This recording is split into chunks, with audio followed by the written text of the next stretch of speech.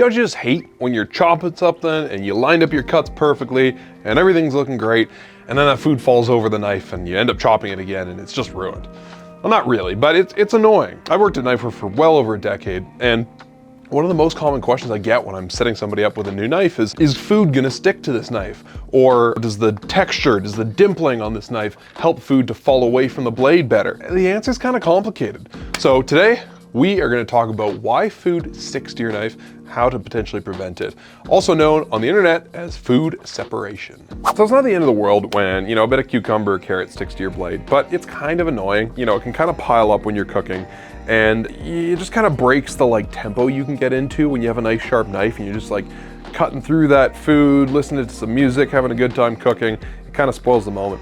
And so, we're gonna get into something a little bit nerdy for a second. We're gonna talk about knife geometry. If you've ever gone down the rabbit hole learning about kitchen knives on the internet, you might have run into this term, and it can seem really intimidating or complicated, but basically, when you have a knife, typically what you get is you get a flat piece of steel. Sometimes it's a piece of steel like that, and they punch the blade out of it. Sometimes the blacksmith has forged out a flat piece of steel.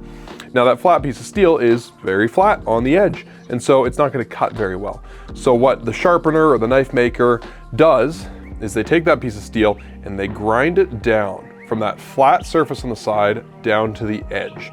And that forms what's called a bevel. Basically, you have two straight sides and then it tapers down like that.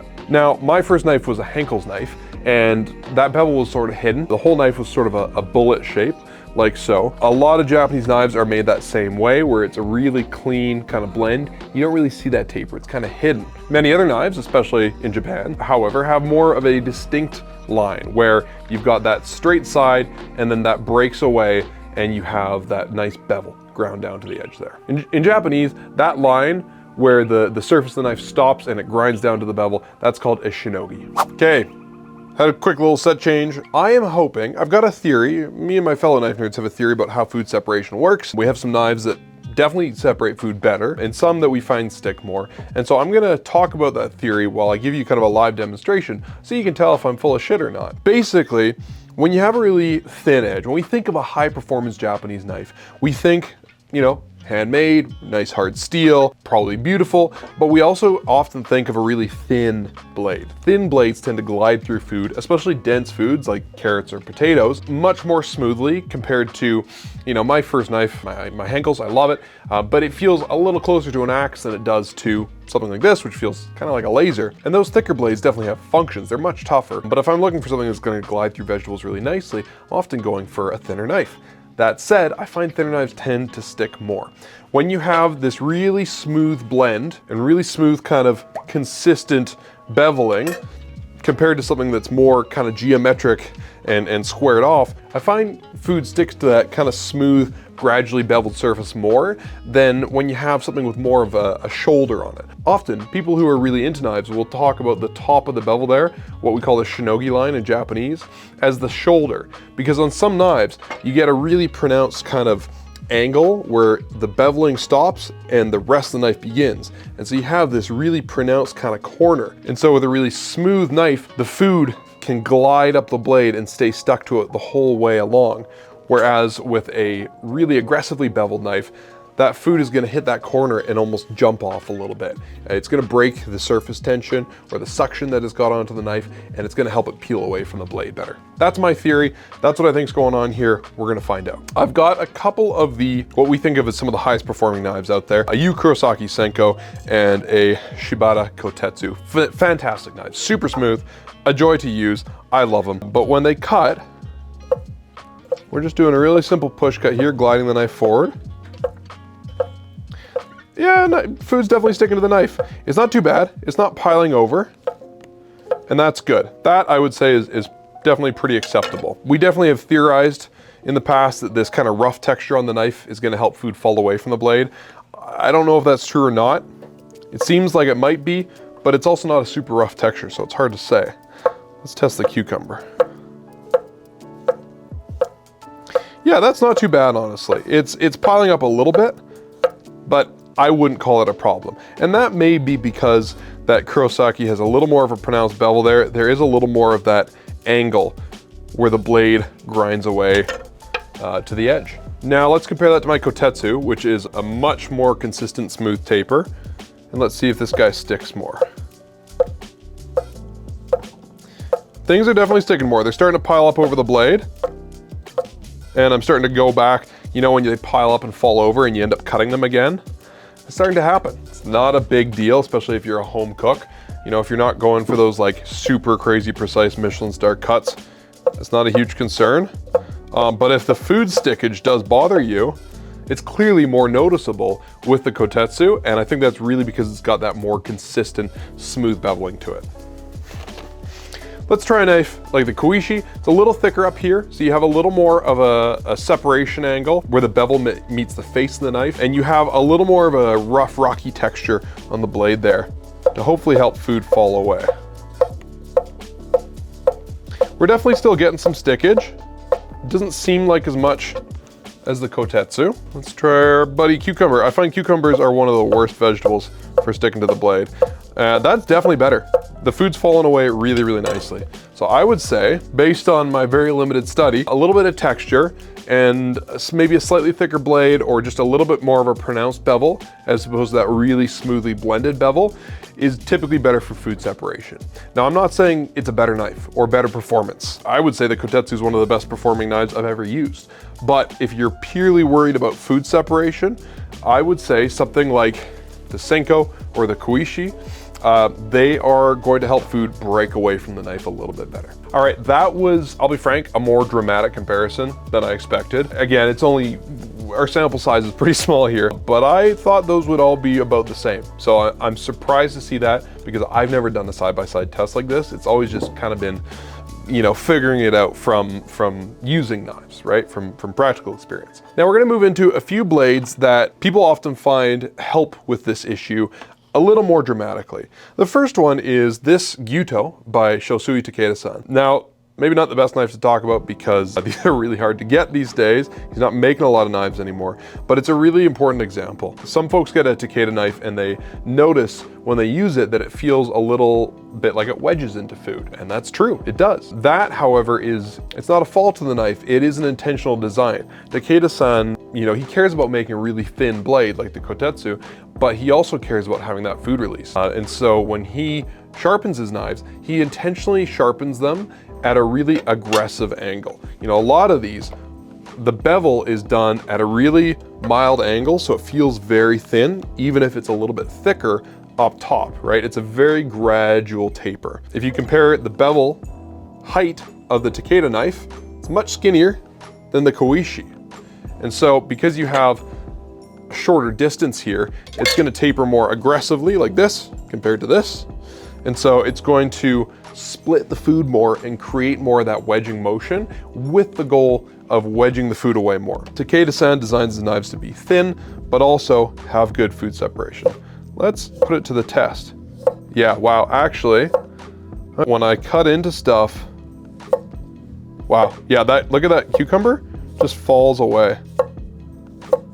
Not quite as much when I do a really thin slice, but when I go for the thickness I was doing before, it peels off of the knife because of that shoulder.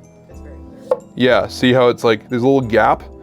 And you can actually see, this demonstrates what I was trying to explain really well. So you can see in the close-up, that carrot is really peeling away from the blade. And yeah, when the knife goes to the carrot, it peels up and off like this, rather than going up and sticking to the knife. It's pretty cool. We'll try a potato. I actually haven't tested any potatoes yet. So let's do a little side-by-side with, so far, what we've found to be our stickiest knife. And you know, if I was really looking for that feeling, I would definitely notice it wedging a bit. That doesn't bug me. You know, my first knife, like I said, was a Henkel's. This is way thinner and smoother than that. And even some of my other knives are a little bit on the thicker side.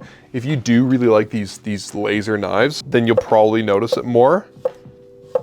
Yeah, see, look at that piling up and over the blade, compared to our friend Takeda falling away from the blade. Same cut, same potato. Yeah, cool. That's really interesting. Now, if you want a nice thin blade, but you are worried about things piling up, maybe you got a lot more cooking to do, maybe you cook bigger meals every now and then, A knife that might be right for you is a Chinese cleaver. Some of these can be really thin. Now they're much softer steel, so they're not a replacement for a knife like the Koutetsu or the Kurosaki because they are much softer steel. They're made much differently.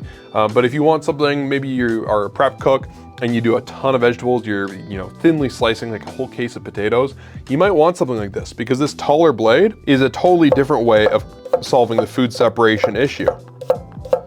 Look at that. This is a really thin knife, and so the food should be piling up on the blade, but I can just bring my fingers in along the side of the knife there and basically force things to break away from the knife. Now with the carrot, that happens a bit less, but you can see it's still falling away from the blade pretty easily, purely because the food's running into my hand, and that peels it away from the blade without me really having to consciously do anything. If you want an even more dramatic example, you could go for a Chinese cleaver that's a little thicker. That mulberry knife I just used is paper thin. This is a civil and military knife, and it's a few millimeters thick up at the spine. It's quite a hefty blade, but it's gonna go through the food a little more on its own. It does have that extra height, but because it's a thicker blade, it does have pretty smooth beveling. There isn't really much of a shoulder or like a point here for food to jump off of. But because the blade is thicker, it separates food really nicely from the blade. Pretty good contender. All right, I saved the best for last. These are two knives designed primarily for food separation. So unlike the Takeda or the Koishi or the Chinese cleaver, where they're designed purely for performance and the food separation aspect is, an added bonus, I guess. These are designed kind of first and foremost for food separation. First up, we have a Glestain. This is made for Japanese chefs, but they become really popular in the West. And they're a really interesting blade. They are right-handed, so most of our knives are ambidextrous, but these guys are specifically right-handed. And instead of being sharpened equally on either side, they're quite imbalanced. And so they have a really pronounced beveling on the right side of the blade, and the left side isn't flat, but is less extremely beveled.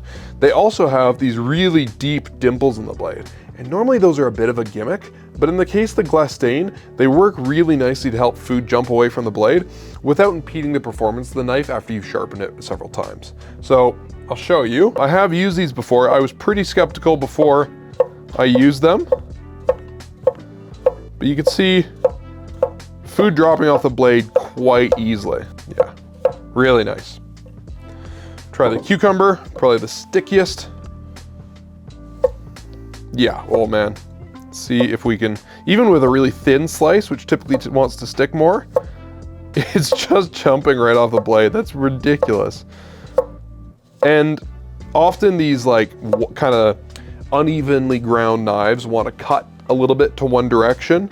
I don't really find that to be the case with the Glestain. It is still sharpened on the left side, and so it doesn't skew your cut too much, and you still end up being able to get really nice, precise cuts.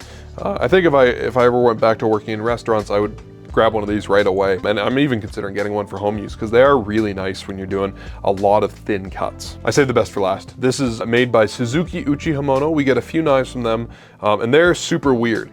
They are almost like a single bevel. A traditional Japanese single bevel knife, if you don't know, has a bevel like this, but only on one side. And so it's usually a thicker spine, more pronounced bevel, and then the back side of the knife is flat or traditionally a little bit concave like that. And that's basically what this is, but he makes them in more regular knife shapes, like a santoku and a nikiri and a kosantoku. He's a sickle maker, and sickles typically are a single-sided blade. I have one of his sickles, and it's just sharpened on one side with kind of a flat back on it. And so he's taken those principles that go into sickle making and made kitchen knives. So they are pretty thick, even kind of right up to here. And like the Takeda, they have that really pronounced bevel. It's really aggressive. So the knife comes out and then it stops and goes up straight, and you have that line that's gonna break stuff off of the blade. They are gonna cut a little unbalanced, so they do wanna steer to the left a little bit, but look at that. Food just wants to fall away from it. Again, even with those really thin cucumber slices, it is a little more awkward to cut with than the Glestain because you have to get used to that kind of single bevel design. But that's marvelous. It's not too pronounced as far as the beveling goes, so it doesn't feel too weird to cut with. You know, if you're cutting a potato in half it's gonna steer a little bit, but if you are, you know, you're making some pomme dauphinoise and you want some nice thin slices, no issues, no piling up. Awesome, awesome. Try the potato on the Glestain, just, you know, for fairness.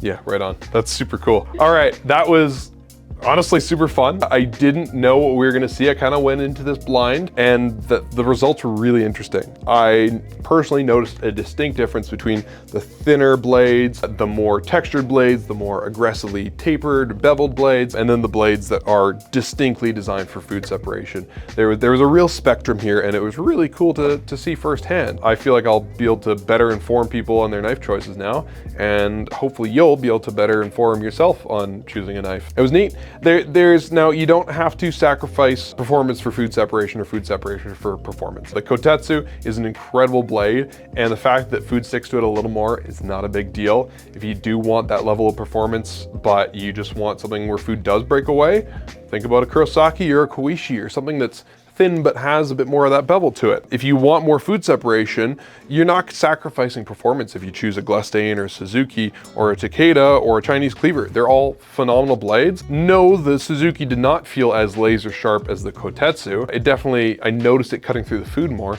but not in a way that was detrimental to the experience. It was just a bit of a different experience. And so I think they're all great. I have a wide spectrum of knives in my own collection, and I kind of choose them based on what I'm cutting or how I'm feeling that day. If you have thoughts or you want to talk about your favorite knife down below, please let me know what you thought about this video. I hope you enjoyed, and we'll see you in the next one.